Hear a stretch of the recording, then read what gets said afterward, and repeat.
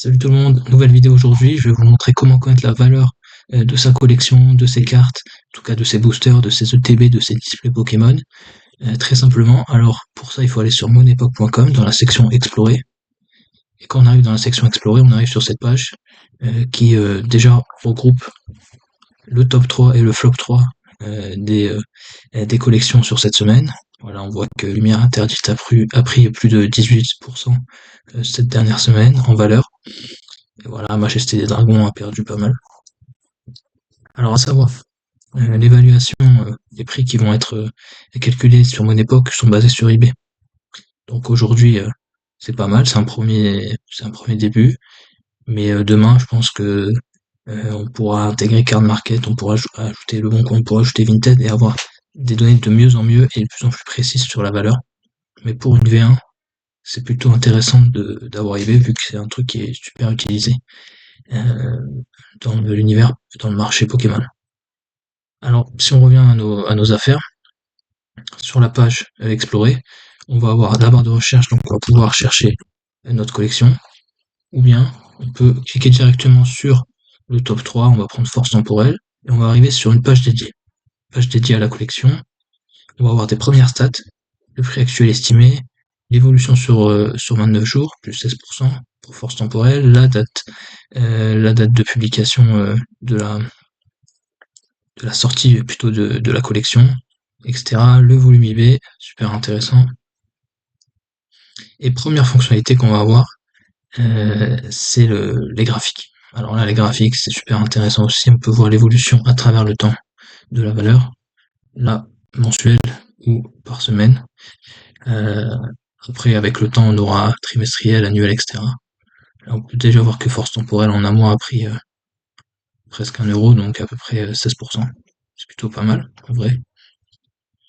C'est une fonctionnalité intéressante pour avoir un premier point de vue sur une collection, si elle est peut-être intéressante à acheter, à investir ou à vendre.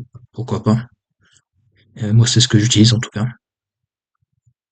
Deuxième fonctionnalité, aussi toute nouvelle, qui vient de sortir, c'est toutes les offres eBay qui sont récupérées depuis le site et mises ici, et bien sûr pré-filtrées, pré-nettoyées, pour avoir en tout cas le maximum d'offres legit et qui font gagner du temps si on est intéressé pour savoir à peu près comment est valorisée une collection.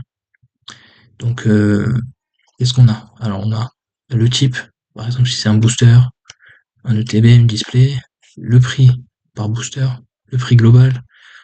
Ça, c'est intéressant. On a l'évaluation du vendeur. Voilà, si le vendeur est à 0 étoile, on peut se douter que son offre, elle est bizarre. Là, par exemple, si on va dessus, qu'est-ce qui se passe? Voilà, c'est une fausse offre. Il y a écrit booster Pokémon 9 scellé, en fait c'est une carte. Donc ça aide pas mal à préfiltrer. Bien sûr c'est en bêta donc ça sera amélioré, peut-être on aura plus cette fausse offre, on arrivera à la détecter en amont dans le programme. Mais aujourd'hui elle est là. On a quoi? On a aussi là ce qui est écrit c'est un mois, en fait c'est la date depuis laquelle eh ben tout simplement l'offre est disponible sur eBay. Ça veut dire que plus une offre est longtemps sur eBay, plus il y a un potentiel de négocier avec le vendeur, parce que ça veut dire qu'il n'arrive pas trop à la vendre et peut-être baisser le prix. Donc il y a des choses à faire. Il faut voir, et c'est une stat intéressante. Voilà, plein d'autres stats. On peut filtrer aussi par type si on veut que des boosters, des ETB, des tripacks, des displays, etc., etc. Et aussi on a un autre filtre. Soit on peut filtrer par prix global, donc ce que vous voyez ici, 5 euros, ou prix par booster ici.